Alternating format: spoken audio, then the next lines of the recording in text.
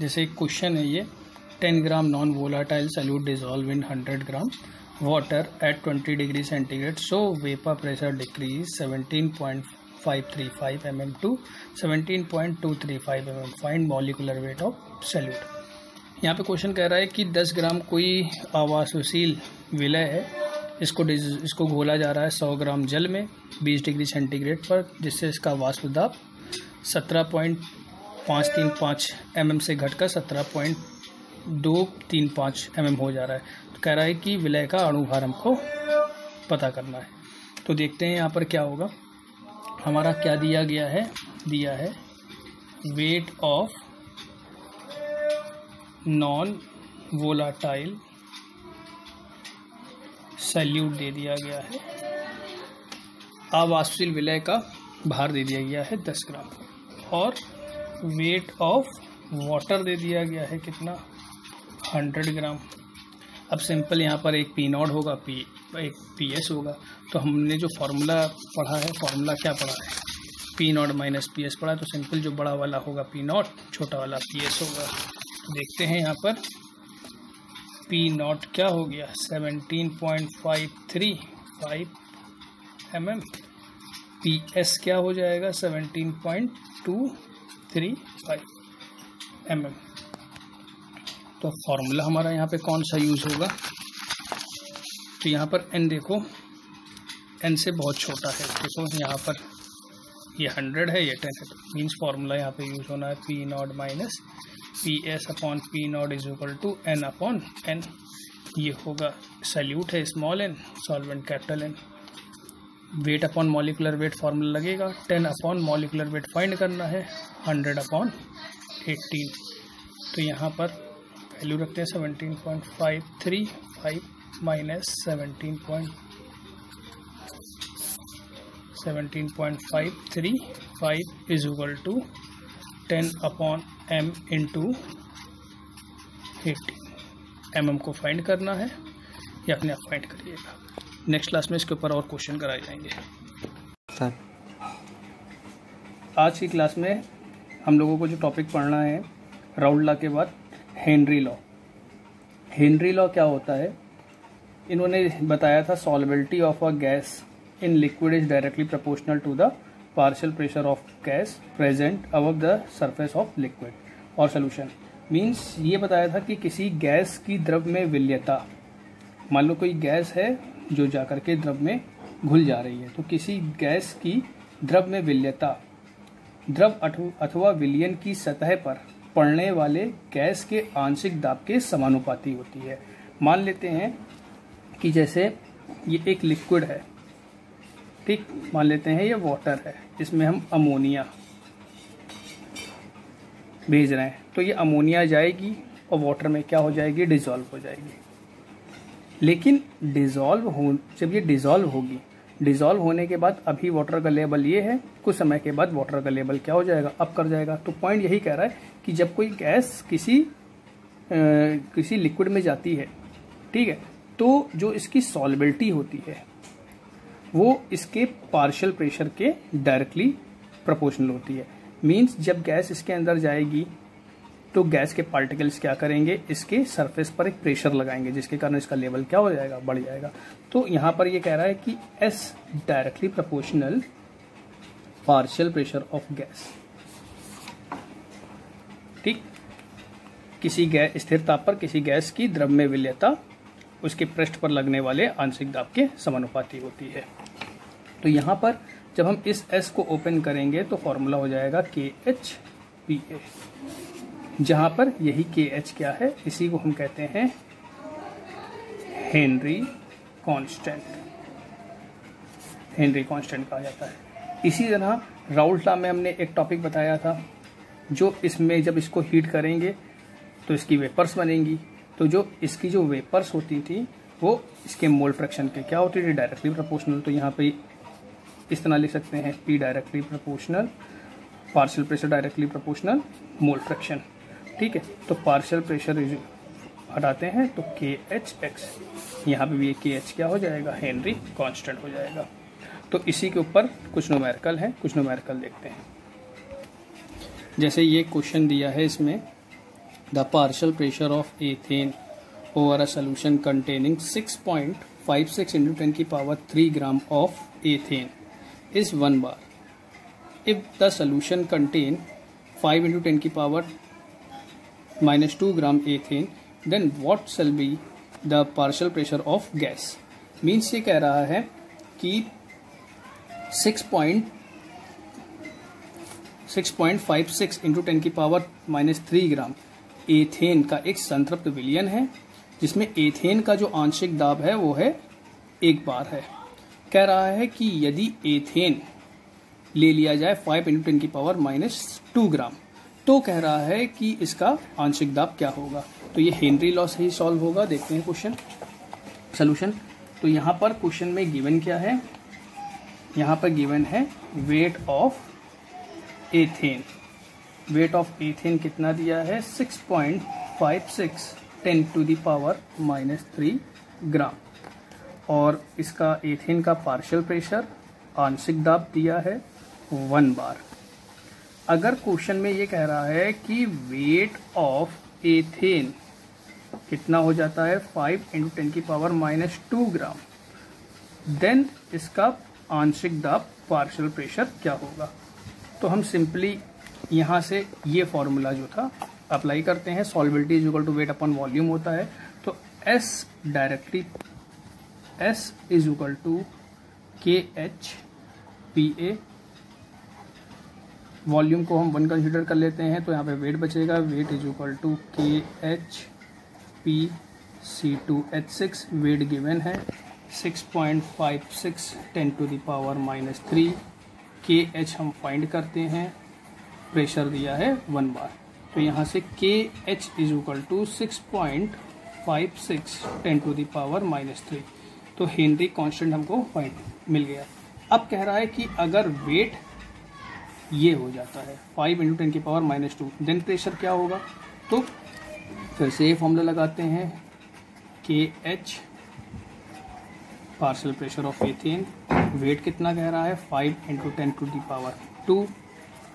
अब कांस्टेंट हमारा सेम रहेगा, जो कांस्टेंट ने फाइंड किया है वही कांस्टेंट की वैल्यू यहाँ पर रखेंगे. 6.56 into 10 to the power -3. Pressure find करना है C2H6.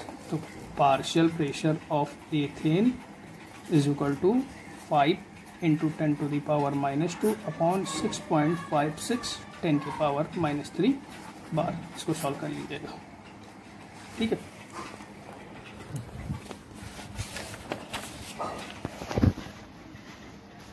खुश है ना अभी.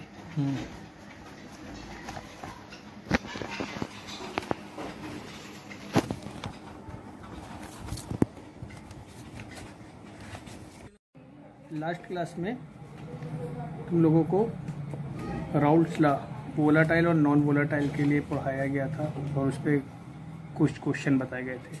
आज का टॉपिक है एलिवेशन ऑफ बॉइलिंग पॉइंट. इसे हिंदी में कहते हैं क्वथनांक का उन्नयन. इसको हम दिखलाते हैं डेल्टा TB से. एलिवेशन ऑफ बॉइलिंग पॉइंट, क्वथनांक का उन्नयन. अब अगर हम बात करें कि ये जो क्वथनांक है बॉइलिंग पॉइंट, ये होता क्या है. तो बॉइलिंग पॉइंट क्या होता है, जैसे हम नॉर्मल रूल जानते हैं कि जिस टेम्परेचर पर कोई लिक्विड वेपर कंप्लीट वेपराइज होने लगे वो उसका क्या होगा, बॉइलिंग पॉइंट कहलाएगा. जिस ताप पर कोई द्रव पूर्णतया वाष्प में परिवर्तित होने लगता है उसे हम क्या कहते हैं, उसका क्वथनांक कहते हैं. इसी तरह की एक डेफिनेशन और निकल के आती है, vapour pressure of liquid is equal to atmospheric pressure called its boiling point. Means जब किसी द्रव का वाष्प दाब उसके वायुमंडल के वाष्प दाब के बराबर हो जाता है तो वही उसका क्वथनांक कहलाता है. जो पहला पॉइंट बताया गया था कि जिस टेम्परेचर पर कोई लिक्विड वेपोराइज होने लगता है, और ये पॉइंट दोनों सेम ही हैं. मीन्स टेम्परेचर बढ़ाने के साथ साथ उसका वेपर प्रेशर भी इंक्रीज करता है. इस कारण यहाँ से यही पॉइंट हमने लिखा है, vapour pressure of liquid is equal to atmospheric pressure. जब किसी लिक्विड का वेपर प्रेशर एटमॉस्फेयर के वेपर प्रेशर के इक्वल हो जाता है वही उसका बॉइलिंग कहलाता है. Next point, if non volatile solute added in solvent vapour pressure decrease boiling point increase. तो इसमें पॉइंट ये कह रहा है कि अगर किसी अवाष्पशील विलय को विलायक में अगर हम मिला रहे हैं तो उसका वाष्प दाब क्या होगा, घट जाएगा, और उसका क्वथनांक क्या होगा, बढ़ जाएगा। कैसे? एग्जाम्पल की अगर हम बात करते हैं कि जैसे मान लेते हैं हम वाटर ले रहे हैं, हम सबको पता है वाटर 100 डिग्री सेंटीग्रेड पर क्या होता है, बॉयल होता है और वेपर्स में चेंज होता है। ठीक, अब अगर हम इसमें क्या करते हैं, मान लेते हैं हमने इसमें सल्यूट मिला दिया, ये हमने इसमें मिला दिया सल्यूट, शुगर मिला दिया, सल्यूट मिला दिया, शुगर हमारा सल्यूट हुआ, मिला दिया। तो अब होगा क्या, शुगर मिलाने से इसका वेपर प्रेशर डिक्रीज कर जाएगा और बॉइलिंग पॉइंट इंक्रीज कर जाएगा। मींस जैसे वाटर 100 पे बॉयल हो रहा होगा तो सिंपल चीज़ इसमें सल्यूट या कुछ सब्सटेंस मिला देंगे तो इसका बॉइलिंग इसमें ऐड हो जाएगा, तो इसका बॉइलिंग पॉइंट तो डिक्रीज हो जाएगा, मींस इंक्रीज हो जाएगा, बॉइलिंग पॉइंट इसका बढ़ जाएगा।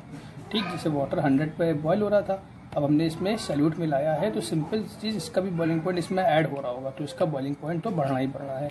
वेपर प्रेशर डिक्रीज हो जाएगा। वेपर प्रेशर का मतलब मान सकते हैं कि ये जो सल्यूट है, सल्यूट क्या कर रहे होंगे, इसको जो सॉल्वेंट के पार्टिकल इसको वेपोराइज नहीं होने दे रहे होंगे, या होने भी दे रहे होंगे तो बहुत ही कम मात्रा वेपोराइज होने दे रहे होंगे। तो सल्यूट के कारण क्या हो रहा है, इसके वेपर बनने की जो प्रोसेस है वो कुछ कम हो गई। इसी को हम मतलब सेम टेम्परेचर पर इसी पॉइंट को यहाँ पे लिखा गया है कि किसी सल्यूट को अगर हम सॉल्वेंट में ऐड करेंगे तो इसका वेपर प्रेशर डिक्रीज कर जाएगा और बॉइलिंग पॉइंट इंक्रीज कर जाएगा। यहाँ पर अब हम एक फॉर्मूला यूज़ करने जा रहे हैं, delta TB is equal to TS minus T0। अब ये फॉर्मूला आता कहाँ से है, तो इसको देखने से पहले हम ये देख लेते हैं, ये जो हमने लिखा है डेल्टा TS, ये है क्या, ये है बॉइलिंग पॉइंट ऑफ सॉल्यूशन, विलयन का क्वथनांक, और T0 क्या है, बॉइलिंग पॉइंट ऑफ सॉल्वेंट, विलायक का क्वथनांक। ये तुमने बता ही दिया है, क्वथनांक का उन्नयन एलिवेशन ऑफ बॉइलिंग पॉइंट है। तो अब हमको ये देखना है कि ये फॉर्मूला आया कहाँ से, तो एक ग्राफ से समझते हैं। ये शो कर रहा है वेपर प्रेशर को और ये शो कर रहा है टेम्परेचर को। टेम्परेचर इस तरह इंक्रीज कर रहा है, वेपर प्रेशर इस तरह इंक्रीज कर रहा है। तो हम ये मानते हैं कोई सॉल्वेंट है, सॉल्वेंट का ग्राफ ये आया है, ये किसका ग्राफ है, सॉल्वेंट का। मींस किसी प्रेशर पर और किसी टेम्परेचर पर, टेम्परेचर के लिए T0, सॉल्वेंट के टेम्परेचर को T0 से दिखलाया है, और ये हो गया P0। मींस किसी टेम्परेचर पर कोई सॉल्वेंट क्या हो रहा है, वेपोराइज हो रहा है। टेम्परेचर इस तरह बढ़ रहा है, वेपर प्रेशर इस तरह बढ़ रहा है, ऊपर की ओर बढ़ रहा है। ठीक है, तो किसी टेम्परेचर पर, किसी प्रेशर पर सॉल्वेंट वेपोराइज हो रहा है। अब हमने इस सॉल्वेंट में क्या मिला दिया है, सल्यूट मिला दिया है। जब सॉल्वेंट में सल्यूट मिला देंगे तो सिंपल ये चीज़ एक सॉल्यूशन बन जाएगा, विलयन बन जाएगा। तो सॉल्यूशन के लिए क्या पॉइंट कहा गया है कि वेपर प्रेशर डिक्रीज करेगा और बॉइलिंग पॉइंट इंक्रीज कर जाएगा।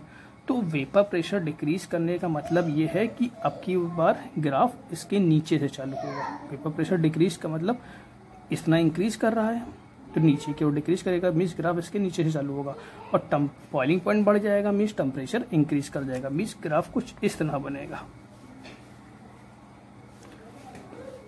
किसके लिए है, सॉल्यूशन के लिए। तो देखा जाए प्रेशर डिक्रीज कर रहा है PS सॉल्यूशन के लिए, और टेम्परेचर क्या कर रहा है, इंक्रीज कर रहा है।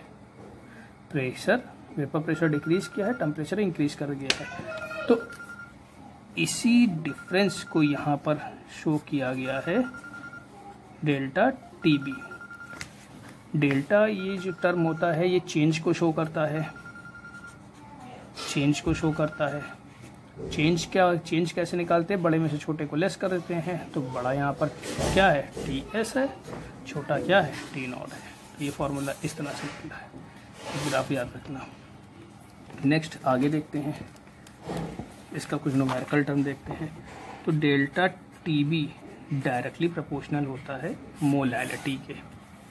तो डेल्टा TB प्रोपोर्शनल का साइन हटाएंगे तो एक कांस्टेंट आ जाएगा, इसको हम KB से शो करें। यहाँ पर इस KB को कहा जाएगा, डेल्टा TB क्या है, एलिवेशन ऑफ बॉइलिंग पॉइंट। ठीक, तो Kb क्या हो जाएगा,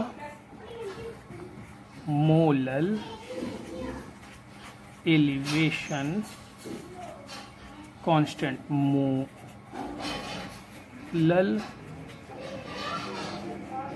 उन्नयन स्थिरांक कहा जाएगा।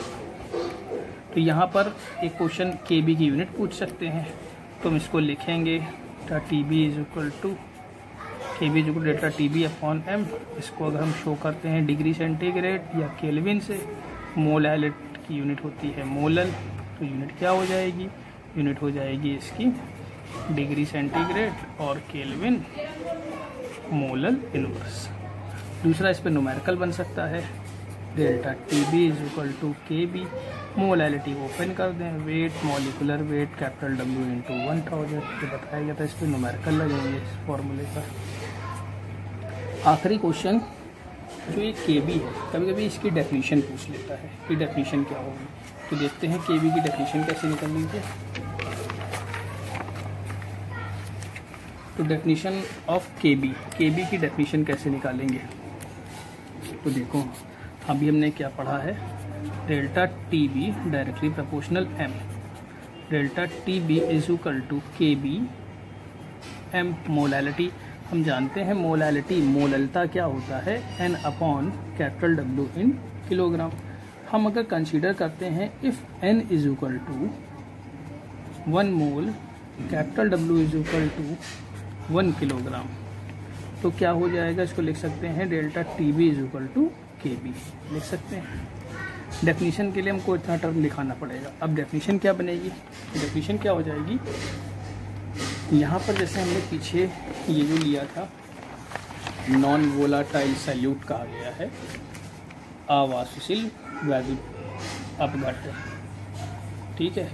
तो यहाँ पर इसी से डेफिनेशन निकालते हैं, when 1 mole of non-volatile solute dissolve in 1 kilogram solvent, elevation of boiling point is known as molal elevation constant।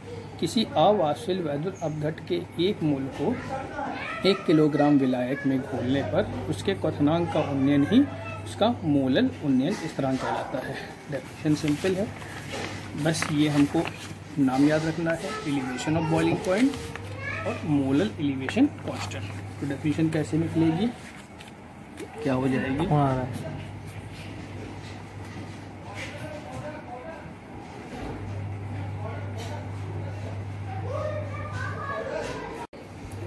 Definition क्या होगी, इफ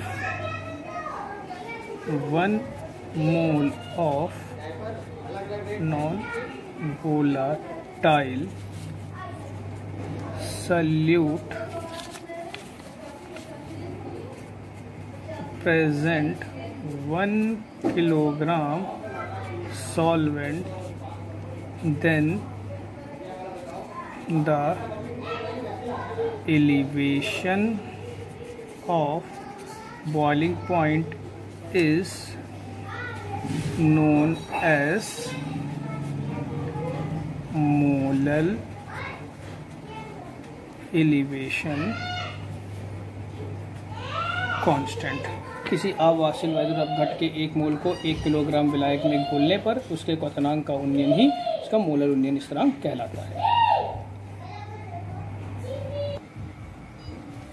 जैसे एक क्वेश्चन है, 20 gram glucose dissolve in 100 gram water so it's boiling point is 100.34 degree centigrade, find molal elevation constant. कह रहा है 20 gram glucose को 100 ग्राम जल में घोला जाता है जिससे इसका क्वथनांक 100.34 डिग्री सेंटीग्रेड पाया गया, मोलल उन्नयन स्थिरांक की गणना करो। तो सबसे पहले चीज़ जैसे पीछे बताया क्वेश्चन में जो चीज़ दी गई है उसको लिखते हैं, देखते हैं सोल्यूशन। क्वेश्चन में क्या दिया गया है, वेट ऑफ ग्लूकोज दिया है कितना, 20 ग्राम, वेट ऑफ वाटर दे दिया गया है कितना, 100 ग्राम। अब बात रही इस पॉइंट की, ये जो है ये क्या दिया है, boiling point is 100.34 degree centigrade. अब यहाँ पे बहुत लोगों को कन्फ्यूजन हो जाती है कि यही हमारा डेल्टा Tb दे दिया गया, ऐसा नहीं है। कहा जा रहा है 20 ग्राम ग्लूकोज 100 ग्राम वाटर में डिजोल्व किया जा रहा है, तो यहाँ पर ऐसे समझे और ये चीज़ इसी पॉइंट से इसी तरह हमेशा याद रखना। ये कह रहा है कि वाटर है, कितना है 100 ग्राम, और इसमें मिला दिया है 20 ग्राम ग्लूकोज। ये कह रहा है 100 ग्राम वाटर में ग्लूकोज मिला दिया गया, उसके बाद सो इट्स बॉइलिंग पॉइंट, उसके बाद इसका बॉइलिंग पॉइंट इतना पाया गया। मीन्स इन दोनों को मिलाने के बाद ये जो बना है इसका बॉइलिंग पॉइंट कह रहा है 100.4 डिग्री सेंटीग्रेड। अब सल्यूट को जब सॉल्वेंट में मिला देंगे तो सिंपल चीज वो क्या बन जाएगा, सोल्यूशन। मीन्स यहाँ पे ये जो बॉइलिंग पॉइंट दिया है किसका दिया है, सोल्यूशन का। कह रहा है 20 ग्राम ग्लूकोज को जब 100 ग्राम जल में मिलाते हैं तो इसका क्वथनांक इतना पाया जा रहा है। ठीक, मतलब जब इन दोनों को मिला दिया तो सिंपल चीज ये सोल्यूशन बन गया, विलियन बन गया, तो मतलब ये क्वथनांक किसका है, विलियन का। तो यहाँ पर हम लिख सकते हैं क्या, boiling point of solution is equal to 100.34 degree centigrade. Solution को हम दिखलाते थे TS। ठीक, इसको डिग्री है, इसको केल्विन में चेंज करना चाहो करो, नहीं करना चाहो नहीं करो, हम सिंपल डिग्री सेंटीग्रेड से निकालते हैं। अब हम यहाँ से डेल्टा TB फाइंड कर सकते हैं। Delta TB is equal to क्या पढ़ा था, TS माइनस T0 पहले, क्योंकि जब ये निकालेंगे तभी तो हमको KB हमको फाइंड होगा। अब यहाँ पे हमको TS तो पता है कितना है, क्वेश्चन में दिया है 100.34 माइनस, अभी T0 क्या होगा, T0 क्या हो जाएगा, ये T0 क्या हो जाएगा। अब T0 है क्या, T0 क्या होता था, T0 जो होता था वो सॉल्वेंट का बॉइलिंग पॉइंट होता था। तो इन दोनों में से सॉल्वेंट क्या है, वाटर सॉल्वेंट है। अब पता होना चाहिए कि वाटर का बॉइलिंग पॉइंट कितना होता है, 100 डिग्री सेंटीग्रेड। ठीक, तो यहाँ पे वैल्यू कितनी आ जाएगी डेल्टा TB की, 34 डिग्री सेंटीग्रेड। अब सीधे फॉर्मूला लगाते हैं, delta TB is equal to KB, weight molecular weight capital W 1000, delta TB कितना आया है 0.34, KB हमको फाइंड करना है, स्मॉल w हमारा क्या हो जाएगा, ग्लूकोज 20, ग्लूकोज का फॉर्मूला C6H12O6, 180 मॉलिकुलर वेट इसका 180 आएगा, निकाल के देखना। कैपिटल W वाटर है, 100 × 1000, यहाँ से क्या फाइंड कर लेंगे, KB फाइंड